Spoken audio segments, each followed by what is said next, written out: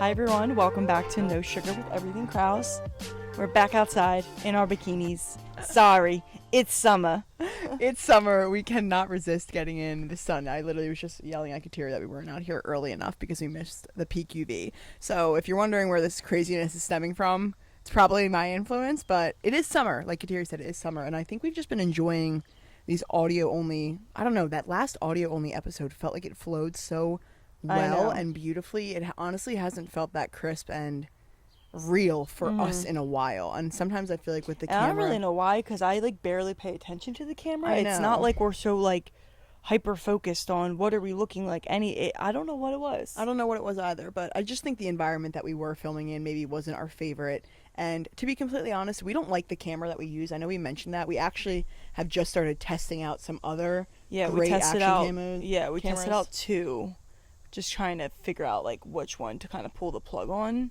Because obviously it's an investment. They're expensive. You want to make sure you're getting something that's going to, in our sense, be multi-purpose of not just podcast content, but we are really planning out YouTube content going into September, going into the fall, but actually posting on YouTube, not just YouTube from a podcast standpoint. So we want it to be able to go with us. It needs to be able to film reels. It needs to be able to film long form. It needs to be able to hook up to our audio and to our audio box for the podcast. So now, the goal is, okay, one day we'll have, the podcast camera and then other cameras for other stuff, but, we're not there yet. So, and I don't want to buy that many cameras yet. I'm there's so many other things that we need to buy and figure out before we just drop a bunch on cameras. But anyway, that's just... I did want to add one thing there, just a lesson that we've learned that Xander kind of showed to me the other day, is that if you are listening to this and you kind of do the same thing that Kateria and I do, I wish we would have invested in a camera earlier. Oh, 100%. A lot earlier on. We've been pushing it off for so, how many times have we said on this podcast that our camera sucks?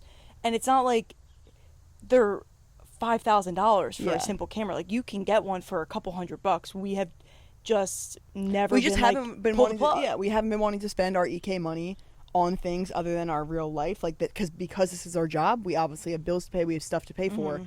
But my brother brought to my attention, and I hate to use this word, but it is very true, stop acting like a brokey in your business. You're bringing in money, you're bringing in this money for a reason to invest back into your business, to build your audience more and make it a better business. That's how business works. And maybe that's our lack of business experience that I kind of stumbled on that for a bit, and I was living in a very lack mindset, scared to let this EK money go. But I am realizing how much better our content would be, especially after I've been filming for him recently in his YouTube channel. So I'm really excited for that chapter for us, because I think it's a step that we've been needing to take and we confront it and are ready for now. Yeah, and we're just needing and also wanting to take for a while. But again, it's one of those things that's taking long form YouTube content feels so different for us. It is. So it's scary in a way too, of we're a lot of talk, but then it's all right, when we have the cameras, that means it's time to go. So I will say, I think this podcast has helped us behind the mic a lot more. Oh, for sure. And I'm excited to even be more natural. Not that we're not natural in the podcast, but we also are talking about a certain topic, right? Every time we come here, we know where we're kind of keeping it going. YouTube is almost like our Instagram, but in the long form content in a supernatural way. Yeah. So I'm excited for that, and just to play around with it. I mean, I know there's a lot of people on YouTube, a lot of people do it, but it's just one of those ways that we can grow the brand and grow us and be able to connect with people in a better way and in a longer way. So anyway, that's coming. That's why we're virtual. That's why we're virtual. That's why there's no right, image. Just tell us that you don't want to be on camera right now, that you want to be outside. It's not that deep.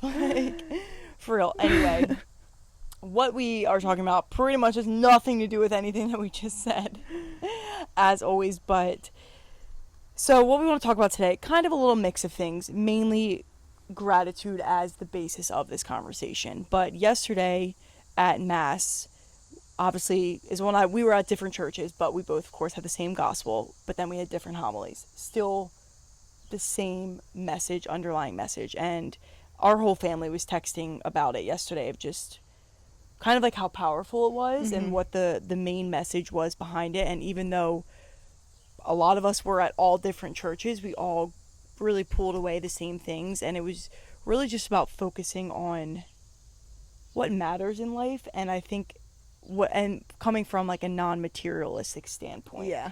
and focusing on how rich you really are in life when you focus on the things that matter to God, the things that are going to matter when you leave this earth and, God willing, go to heaven, right? Like, what are you going to be able to bring with you to heaven? It's none of the material items here. It is really who you were on earth as a human being, and we'll get into it, so I'm not going to say it all right now, but that, I think it just struck a chord. There's a bee attacking Isabel. I'm not a fan of bees. If anyone's listening, I am not a fan of bees. Last podcast recorded out here, there was a bee under my butt, so. Really? Yeah, you called it out. Oh, yeah. I'm like, bee on the butt.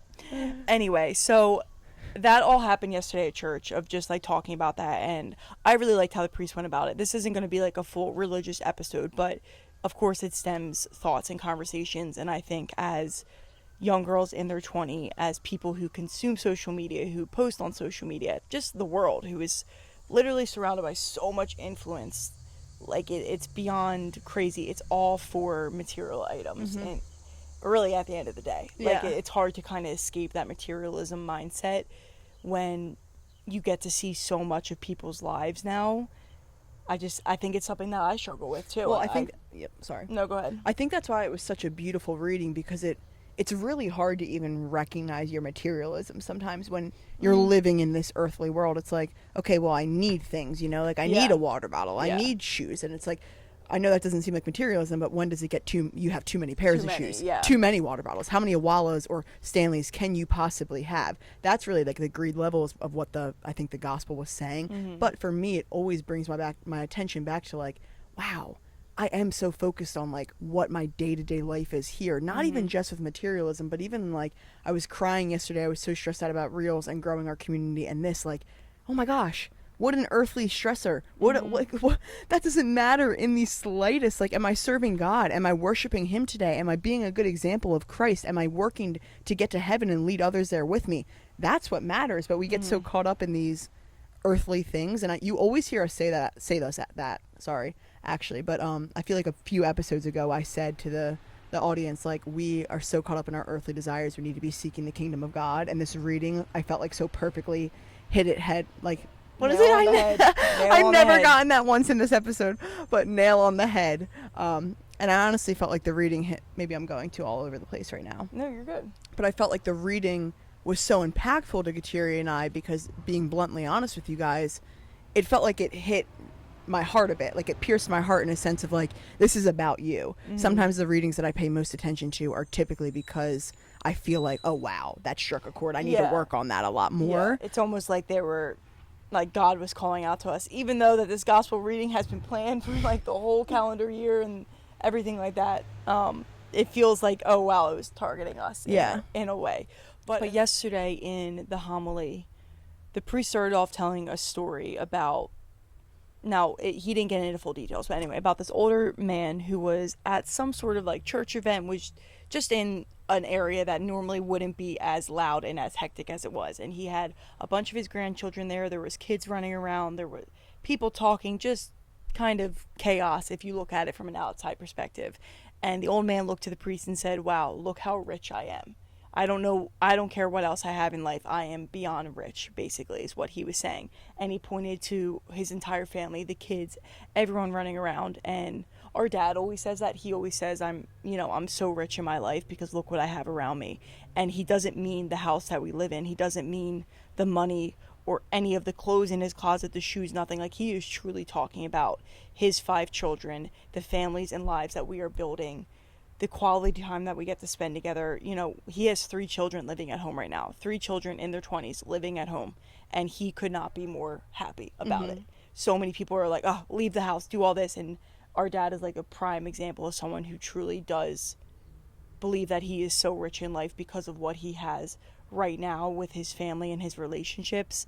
And he's even a good example for giving back and serving as well. And I think those are the areas that we need to prioritize more as human beings, whether you're religious or not, but giving back to the people who have nothing and serving Christ in a way of being a good example on earth of living a Christ-like life. You know what I mean? Like, there's so many more ways to be rich in life. And when I was hearing the priest talk about it, I was just like, wow, I needed to hear that, because recently, like as Will said, like recently it's been really hard for me to not be so hyper focused on not necessarily like material items, but for example the camera situation, like not being hyper focused like we need to spend this money to get this camera, we need to have better quality, we need to be doing this, we need to be doing more, we need to be getting more brand deals, doing more things, you know, selling all more product to materialistic. EK. It's like all things that are because we want to make more money.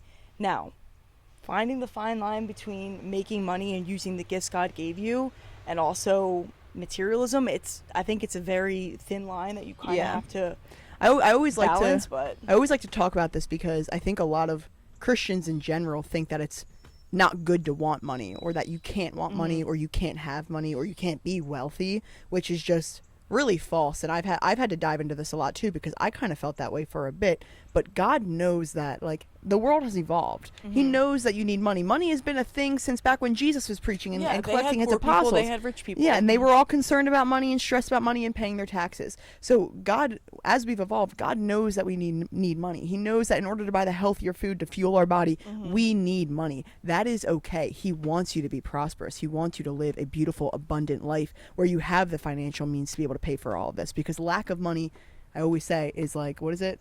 Lack of money is the art of the devil. Like, it really, the root of all evil. The root of all evil is what I say. Said, and it's so true. I just turned that around, like, the art of the devil. There's nothing artful about the devil. Israel's not very good at like one-liners, like one-liners. that, like nail on the head. No. I forget really what I was saying, but I think a lot of people think that we aren't allowed to have money. But what the priest really pointed out was that you are allowed to have money. It's not about that. It's just not about how much you can gather. It's about what you do with it. It's about, you know, if you use your extra money in your gas tank to go pick up your friend and drive them to the airport. Do you buy, you know, meals for people that you see on the street? Do you try and donate clothes to a clothing drive whenever you see it? Do you buy the gifts for the Christmas tree fairs that they do for the homeless kids during the Christmas season? Like, what do you use your money with? It's about being like, just thinking further beyond yourself. Like, how can I help other people?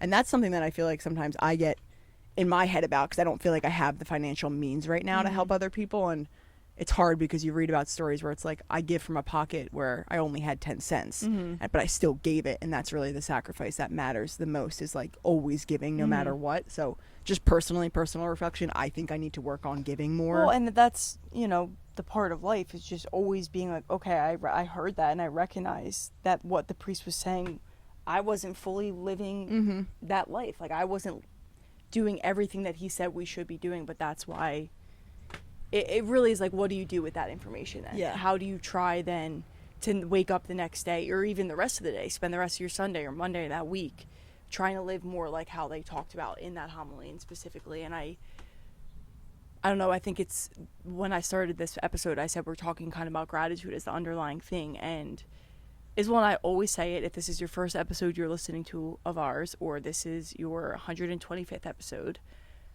gratitude is truly the number one tool in our toolbox, besides, you know, leaning on faith. But I feel like gratitude and faith sometimes for us, most times, come hand in hand. But in terms of like a tool that you can use that is free and is literally up to you, it is in your control.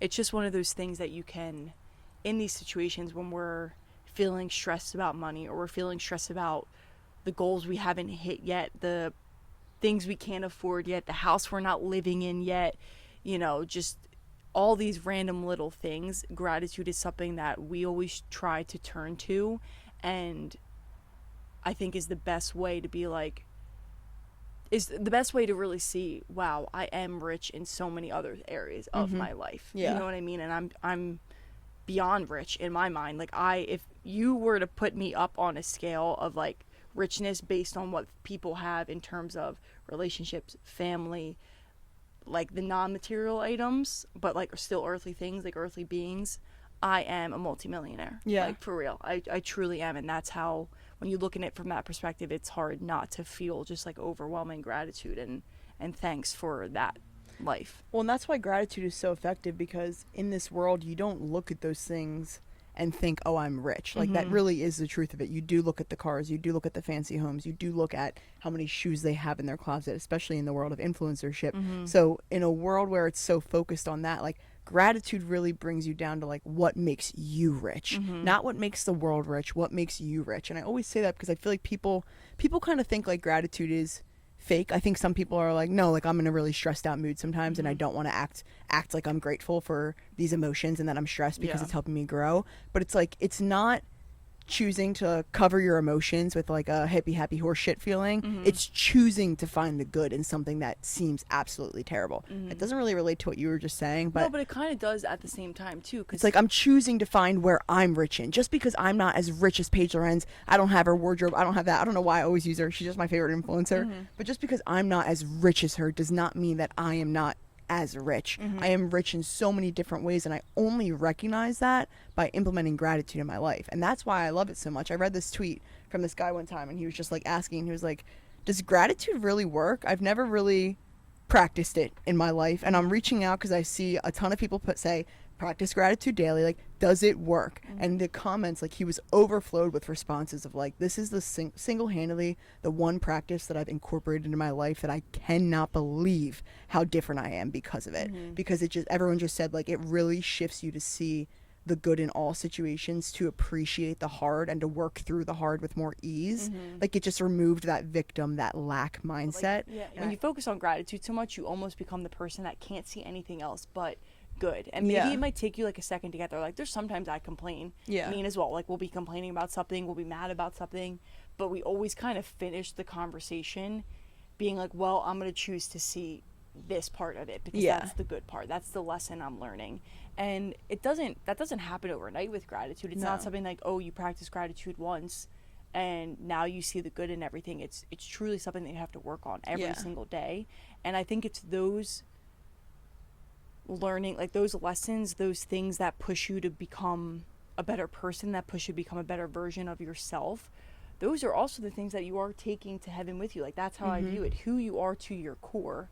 And if who I am to my core is someone that sees the glass half full and sees the good in the really crappy, really sad, really miserable situations, I'm good with that. Again, I'm rich in life when I think about how much I've learned just by practicing gratitude in my own life. Yeah, you're actually right. I think gratitude is a really beautiful way to grow closer to God and deepen your faith, because I think that's possibly the best thing that you could do, is to always find the good, because that's what Jesus was trying to preach to everyone, was that there's going to be tough things that happen. Life is going to be hard. God did not promise it would be easy. You need to constantly find his blessings throughout that hardship. Life. It was not easy at all. It was not easy, but that he was such a grateful man. He was so happy and grateful for his role on earth and for what his duty was, for his sacrifice. He was like, I'm grateful that you chose me to go die on this cross for this world. Like, that is what true faith is being grateful for God in the moments where you feel like there's nothing to be grateful for, because you just trust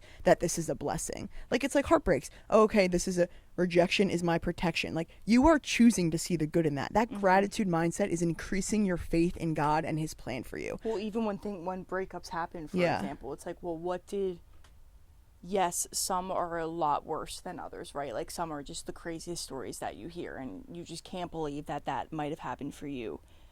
But if you look at that relationship, if you look at the lessons that you learned that you could take away from this person who took a lot from you in a way, you're just, again, you don't hold on to as much, I feel like, too. Like, as much resentment and anger, it's hard to sit in those places longer. Now, it doesn't mean you maybe won't be sad for, months. Maybe you're sad and heartbroken for a year.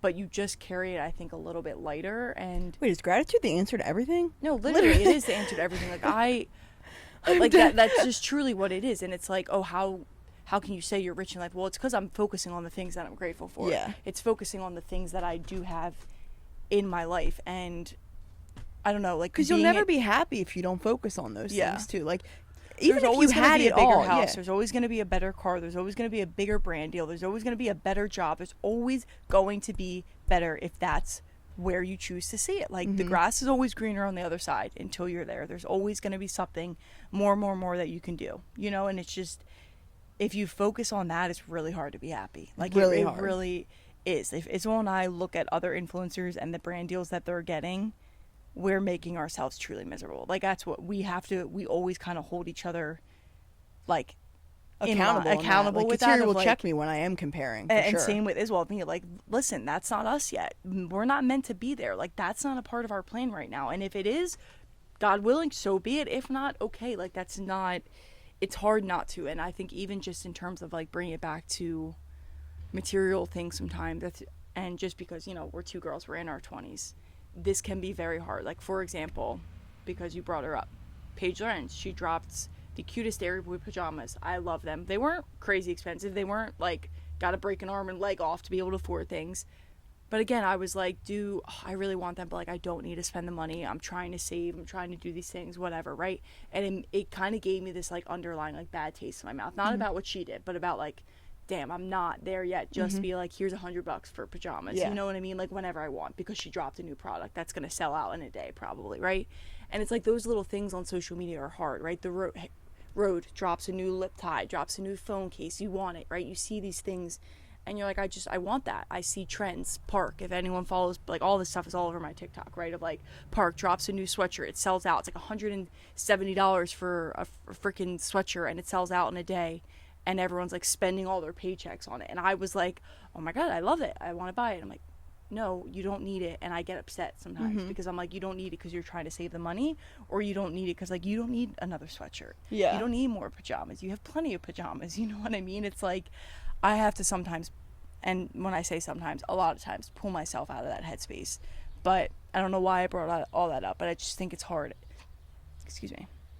I think it's hard as girls our age to kind of deal with that and not, it is not want it all. You know what I mean? Just because you think everyone like has it all, and you see people, it's hard not to be like, I'm jealous of them because they could buy it. Without thinking about it, almost. I think it's also tough too, because like, even listening to you say that, like, I don't know how, sometimes I don't know how to stop that materialism within me, because like, well, we are on earth, and I think God knows that too. So obviously he's going to know that we want items and things that like we love. And like, I don't know how, like, being bluntly honest, listening to that, like, that's going to be, if I start making more money, I know if I can afford a sweatshirt, I'm just going to want to buy it. So how do I become, like, that's where I just struggle with, like, am I too materialistic? But I think there's a point where it's like, if you make materials your idol, yes, you're too materialistic, but you're allowed to consume. There's a fine line, I guess, between like consuming and becoming like too overconsumption too. It's I like, guess, okay, to the point of, which I guess in the case of sweatshirts, yes, it's overconsumption for us. Like, how many designer bags you need? How many sweatshirts do you need? How many like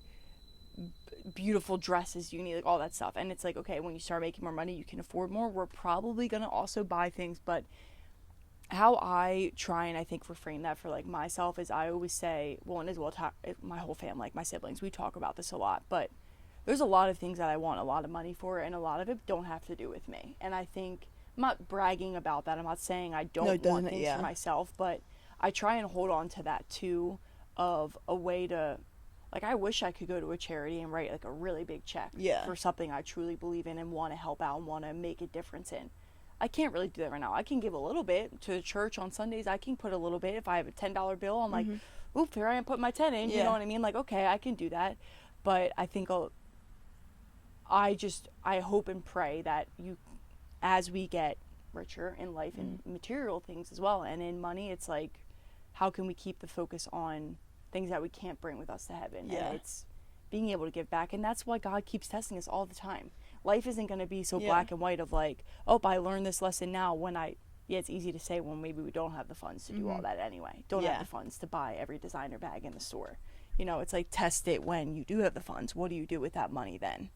You know, this is reminding me, sorry, I just got like deep in thought while you were saying that, but Kateri and I haven't really always had this headspace on materialism. No, I would say, goodness, go back to our lessons. I would say the past 2 years has really been, that's really what I think, personally for me, I don't know if I can speak for you, Kateri, but I think I can. I think that's been one of the biggest things that God has been working on in not just you and I's life, but in my entire family's life, is materialism. And it's not that we were over materialistic. I never think we were a materialistic family, but we do come from a family of entrepreneurs, and as certain family members or people in our family started to gain more success, gain more viewership, gain more money, I think I at least, like when I was just starting at freshman, I fell into the trap of materialism. I wanted Yeezys. I wanted my Canada Goose. I wanted the Montclair beanie. I wanted Montclair ski goggles. I still have all that shit. So if you see that on my Instagram, that's from that time period of my life. And I will say that the reason I'm bringing this up is because I just can't believe how far I've come, in the sense where like I think back on those past 2 years and I'm almost like repulsed by how materialistic I was.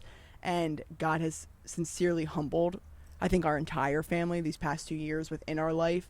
Some trials that he's given us has really caused us to take a step back, to kind of see the bigger picture and not really focus on those items and focus on what we do have. And it's like, I would have never seen any of that if God didn't correct me in my materialism. Yeah. Like, he gave us all trials, and they have been tough and they have been stressful, and I think it's been the hardest years of our family's life. But thinking back on it, I'm so grateful for it, because like, I now know that I need to focus on what can I bring to heaven with me. Like, that's what matters, and I wouldn't be here unless God stripped me of my materialism. That's really random, but I just wanted to share that, because I feel like a lot of people think we've always had this mindset, and we haven't. I have been materialistic my entire life up until the past 2 years. Yeah, no. And it's been crazy to watch the change within me, and just know that, like, okay, I dropped that materialism. I also think of like my relationship with God now. I am so much deeper in my faith. And if I were in that same materialism headspace, I wouldn't be able to be this deep in my faith, because it's just like completely contradictory to it. So it's really interesting to see, like, as you drop earthly things, you become more of a better disciple of Christ. And I kind of think that's what it's all about, is like learning how to lose your earthly behavior. That's what the whole journey of life is. Exactly. Learning how to lose that earthly behavior to become a better disciple. There's a bee swarming at Terry. God bless. I did not want to interrupt your beautiful lines. I feel like I'm like just spitting a ton of random things, but that's really what this is, because you guys know gratitude. People tell you to practice it daily. You know what it is. You know how to practice it, I'm sure. If not, listen to our episode called the gratitude effect, I believe it's called. So one of the things that we've talked about like multiple times on our podcast in our gratitude episodes, and I think this was like on our very first gratitude episode, was the gratitude rampage. And this isn't something that we completely made up on our own, but we've kind of both have formed it into being what it is for us now and how we explain it to people. So how I go about a gratitude rampage is, if I'm, searching for a little bit of like peace and calmness, this is normally when I do it, or in the morning I like to start my day with it, is I start with what's one thing I'm grateful for. And I always start with where the day began, and that was waking up this morning. So I start grateful for another beautiful day on God's beautiful earth, or I'm grateful for waking up this morning and being alive. Where did I wake up? I woke up in my bed with my head on a pillow, covers. So I always go like, I'm grateful for, a roof over my head, a bed to sleep in, pillows to put my head on at night, covers to keep me warm, all these things. I kind of just go through these little things that then spiral into so many other things, because you can take that a number of different ways. How I take it is, I'm grateful for working legs, because the next thing I did was I stepped out of bed. And I don't like go like, okay, now what did I do next? No, like it just kind of it's okay if you have to do that. It's okay if you have to think, what am I grateful for? And sometimes I repeat, like, if I do this multiple days in a row, I'm saying the same things, but it's just about recognizing that is a gift. Like, being able to wake up is a gift. Being able to put my feet on the ground and get myself out of bed and go to the bathroom, clean water to brush my teeth, access to clean water, access to a bathroom, access to toilet paper, access to a hairbrush, all these little things. Like, it sounds so nitty gritty, but I make it nitty gritty for myself, because again, I end the gratitude rampage being like, look how rich I am. Look how much I could have kept going. I had to stop myself because it's been 5 or 10 minutes and I need to go. Yeah. Like, I need to go start my work day, or like do something, and I got to get to my workout class, whatever it is. But and anyway, so that's why we call it the gratitude rampage, because it's just an endless rampage that you just start saying everything that you're grateful for. And then it leads me to... You almost get overwhelmed by how much you can say, and you're going to get... Like, I literally get stressed, and I'm like, oh my God, I have to mention that too, and I have to mention this too. And then I start mentioning, like, all the people in my life, right? Like, it starts leading to that, and just even, like, the health of all the people in my life. So it's a really great way to, I think, focus on, like, the nitty-gritty of life, the things that we really, really don't think about. Like, being able to see and hear and taste and smell, we take that for granted. As people who have all that, and have had all that my entire life, I've never been able to not do all those things. But there are people who live every single day not being able to see, not being able to hear. They can't eat food. They need, they need a food bag attached to them. Like, like, there's so many. And I know it's like, oh, okay, well, your problem's still a thing, or people have different situations in life. Yes, but it's how can you focus on everything that you do have to make you more appreciative of it, and to almost like, it almost makes me want to help also the less fortunate too. Yeah. Like, when I think about how much I have, I'm more inclined to, like, that vision of, or that desire to be super successful and be well off becomes less of, like, for me, and more of the benefit of others and what I can do on this earth to make a difference, honestly. I will say I feel like we've grown so much in that as entrepreneurs. The vision used to be all worldly and earthly items. I wanted my G-Wagon. Don't get me wrong, I still want my G-Wagon. I don't think It's that's when bad. I dream of that G-Wagon. We Just, both go honestly, to the dealer and we pull out in our G-Wagons together. Like, that is something that we wanted. But it's honestly not even that. Like, what's the meaning behind why I want it these days? Not really for the car. I want it so I can experience that with you, so I can hit that milestone moment. Just after a goal all of our that we set so many years ago. Like, I don't know why I brought up the G-Wagon. I forget what I was saying. Well, But I was saying, like, as an entrepreneur, yeah, of course I still want some of those things. But I used to have way bigger desires of, like, mansions and homes in Italy and this. And yes, I still think about some of those things. But really, what Katira just said, like, my goals have kind of become, like, man, I want to write a fat check to a charity every single year. Like, what charity is it going to be? I want to have the freedom to do that. And I think it's been really beautiful to watch that change, because I think it's come from what you just said, like, recognizing all the little things we have and realizing how much others don't have and where there's room to make an impact. Because I think sometimes people think, like, oh, you can't make an impact by just giving, like, a coat to someone. Yes, you can. You will change their entire winter season. Yes, you can. You might have saved their life by giving them a coat. Exactly. And I even think about it, too, of, like, at the end of the day, if I didn't have all of the things that I do still dream of having in a success type of way, of, like, the goals that I want to reach and the things that naturally come with having more money, if I had my family, if I had a roof over our head,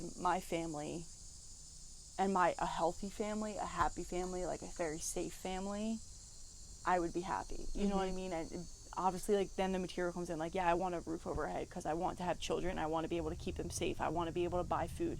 So there's material things that naturally come, but some of those things come with also being able to live, like actually physically being able to live and being able to survive. But I think, well, that's a way that you can, I'm only saying that because I'm like, yes, I still want the G-Wagon experience with you. I still want to buy our parents a home and retire them, or send them to Italy for 3 months in the summer and go explore and do all these things. But if I couldn't do all that, would I be okay and happy? And it's like, yes, because I am, because I see what I have now, and I'm like, if this was it, if this was all I was meant for, that's enough for me. Yeah. Because I have so much here on earth that doesn't require cash. That's really the determining point right there, is if you had it all and then you didn't have it all, would you still be happy? That's one of the best ways to check yourself and see if you're idolizing material items. Because if you asked me, like I said 2 years ago when my family was in the place that it was in, if I would have been happy if they removed it all, clearly the answer was no, because when some things were removed, I was very upset. I struggled. I went through tears and trials. And now I'm kind of like, I am good without it all. Yeah, but it took those emotions to understand that. And it doesn't mean that we're perfect, and that is when I always say that, like, it's never, never perfect. And if you're listening to this and you're like, wow, I'm far off from this, or maybe you just don't feel aligned with what we're saying, you're struggling listening because you're getting upset with yourself in any way, it's all about listening to what you're hearing and how are you going to move forward now. It's not of like, we're better than you because we think this way. No. Honestly, this episode is supposed to make you feel that way. It makes me feel this way, even listening to us talk. Because that's what the priest did to us too. Like, we heard it yesterday and was like, I can either hear this and say it impacted me and do nothing with what I heard, or I can listen, I can digest, I can hear it, and I can actually implement it. And I think that is what growth is in life. That's what's becoming a better version of yourself, is actually implementing these things that you hear that make you want to be a better person, that make you want to change and do all these things. It's like, how do you actually implement them in your life? Like, that is truly the most important thing. It's words are only words until you take action on them. So that's really, it's up to you. It's not about like feeling bad about yourself. It's just being grateful that this episode found you when it did, and how are you going to live tomorrow. And you don't have to feel bad about yourself, because something that I realize is, like, this is the world's influence. This is why it's so important to go to Mass, to read your Bible, to stay in conversation with God, because you don't realize these things when you are wrapped up in the world. It's not your fault that you want all these materialistic items. That's the devil. That's literally the devil working in our day-to-day life. That's why it's so hard to choose this narrow path and to choose to follow God, because you have to deny yourself of all of those pleasures. So don't get on yourself if you're like, man, I'm so materialistic. Look at it as like, wow, that's the devil in our world acting. Like, it gives me all the more reason to try and grow my faith even more. Because when you have your faith and when you work on that, it becomes a lot easier. And I say that with such confidence, but I always say to Kateri, like what she just said, we are not perfect. This is something that we are working on. And like, I heard that homily yesterday and was like, I've been thinking a lot of my material items lately. Me too. Exactly. That was like my biggest takeaway. Was like that's why we brought it. A little bit, Yesterday was a check yourself moment, not a I feel good about myself because I feel like I'm not materialistic. Yeah, no. It was a check yourself. It was I like want to get to heaven. Falling back into that trap. A little bit. Exactly. For sure. So I know this episode was probably not like all over the place, but it definitely was a different type of approach to talking about gratitude and talking about this. But like as Will had just said, like we said in the beginning, it's something that when we hear it, we feel, at least I think I do, and I know you do, like we feel called to talk about this stuff. And it's all about becoming 1% better every single day and becoming a better human being on this earth. We only get one life here on earth. So how do you want to live it? Like, you know, like when you die and go to heaven, what are you going to be able to bring to the gates of heaven? That's the impact I want to, I want to make. Like, that's my biggest fear. What are those goals for me? Yeah. You know, it's like, okay, I might have money goals, might have success goals, but what are my goals when I'm at the gates of heaven? Yeah. Why don't I write those down when it's the new year? Things like that. You know, you're right. I just think, anyway, so that's why we Wait, one last thing I just want to say is that what my priest said. Go. Just really quickly, he said because recently a priest in our parish has passed away, so he has been giving away all of that priest items here on earth to the grandchildren, and now there are a few things left over that the family has not taken that he said like is available for the parish to take if they want to grab something to remember as like a memento of him. But I thought it was really interesting because that was just like the natural parish conversation, and then he actually took that story and spinned it into his homily by saying, by the way, did any of you just realize what I said? Like, Father Sullivan's soul is in heaven, but where are all of his items? They're here on earth for you all to claim. And he just used that as a point for like, he came into the world naked and he left the world naked too. He did not bring anything that was here. You will not bring your G-Wagon. You will not bring your house. You will not bring the fancy Hermes scarf on your wall. You will not be bringing any of that to heaven. And she called me out with the Hermes scarf.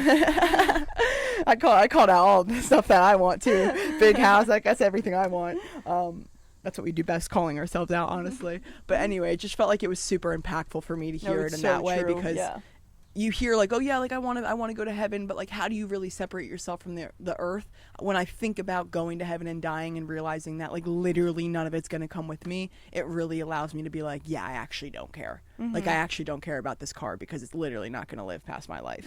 Like it's just like it's going to be someone else's car one day. That's crazy to think about, but like that's how material items work. I know. So anyway, I like that way of looking at it too. That's awesome that he brought it back. Right? I thought it was like really funny because I did not. Like a mic drop moment. Yeah, it was literally such a mic drop moment because everyone was like so interested in like what he had to like go take a memento, and then he was like, yeah, he didn't take any of it. And I was like, oh my god, that was a mic drop. It's true. Anyway, so basically what we're saying is gratitude has the power to change your life if you let it. Only if you let it, because a lot of people practice gratitude and choose to think, I'm just telling myself this isn't working. I'm just telling myself this to get myself out of this headspace. They actively like find the lack in the good. And I think with gratitude, you really just need to like say it, believe it, feel it, be like extremely intentional about what you're saying, and like you will feel the change within your mind and your body and your overall being. Like I'm just telling you, it's one of the most profound things yet. I don't know if that makes sense. Profound. Yeah, profound things. Don't know what the rest of the sentence is. Anyway, guys, and going off of gratitude and being grateful is when I, as always, are beyond grateful for each and every single one of you who tune in every week, who tune in once a month, who just follow us on Instagram. We are beyond grateful for you guys, for your support, for your love, for your texts, for your DMs, for even just your quiet support. We truly are grateful, beyond grateful for all of it, because you guys do help us reach our goals, but also in a way you help us reach our other goals that we have when, you know, in becoming more Christ-like and being able to spread the good word of Jesus, spread the word from the homily, be able to talk openly like this. And you guys give us that platform to allow us to feel confident to share this information and to do things like this. So we are just beyond grateful for each and every single one of you, truly, truly, like from the bottom of our hearts. You guys are very much at the top of the list when it comes to the gratitude rampage. Don't worry, that does not go unnoticed. Every little thing really does not go unnoticed with us, as Will and I are constantly jumping up and down, clapping, smiling when we have like the smallest little bit of love or support or story share, anything like that. Like it is, you guys would think that we have like one follower. It is comical. But anyway, so I just wanted to say that because We truly do appreciate all of you, and Isle is going to ask for something. Yeah. But regardless, we love you. Regardless, we love you so much, but the reason that we can be so grateful for all of you is because of what you guys do for us, which if you could please continue to do it, to like this video, subscribe to this YouTube channel, share this video with a friend who may need to hear this message, who may want to hear this message, who may be living in a lack mindset right now. Use this as a way to kind of like reshape their mind. Just interact with us, please. Anything that you do will push this video to the algorithm. I'm being transparent with you. The more you comment, the more you interact, the more this video pushes and reaches other people. And it's not a video, it's audio. Oh, it's audio. So please push us more. Follow us on Instagram at Everything Kraus, at No Sugar Podcast, at Sculpted with Kateri. Thank you so much, and we love you all. Yes, so we hope you all have a beautiful rest of your day, an amazing rest of your week, and we will see you next time.